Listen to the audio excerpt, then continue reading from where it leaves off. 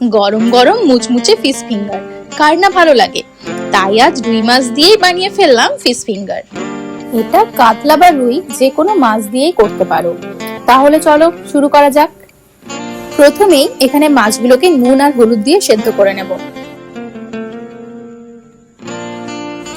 সেদ্ধ হয়ে গেলে তুলে নিয়ে ঠান্ডা করে মাছের কাঁটাটা বেছে নেব। এবার পুর বানানোর জন্য কড়াইয়ে নিয়ে নিয়েছি সরষের তেল। তেল গরম হয়ে এলে তাতে দিয়ে দেব জিরে ফোড়ন। ফোড়ন ভাজা হলে দিয়ে দেব পেঁয়াজ কুচি। পেঁয়াজটা একটু ভেজে নিয়ে দিয়ে দেব আদা রসুনের পেস্ট। ভালো করে নেড়ে চেড়ে নিয়ে দিয়ে দেব লঙ্কা কুচি, হলুদ, ধনে গুঁড়ো।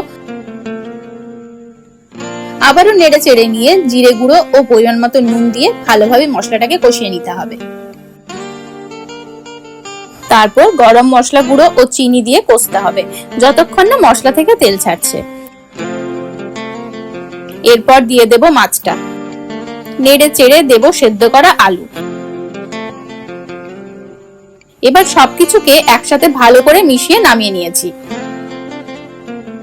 এবার পুরটাকে ঠান্ডা করে হাতের সাহায্যে ফিশ ফিঙ্গার গুলোকে এভাবে গড়ে নেব।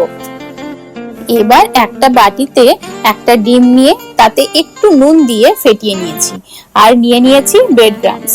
এবার ফিশ ফিঙ্গার গুলোকে ডিমের গোলায় ডুবিয়ে ব্রেড ক্রাম্বসে কোট করে নেব। এভাবে ডবল কোট করে নেব। এবার গরম তেলের মধ্যে ছেড়ে দেব।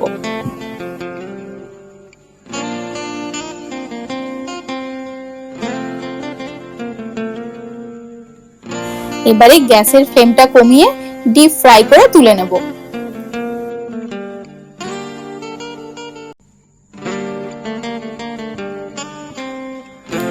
রেডি গরম গরম মুচমুচে রুই মাছের ফিশ ফিঙ্গার। কেমন লাগলো অবশ্যই কমেন্টে জানিও কিন্তু। টাটা।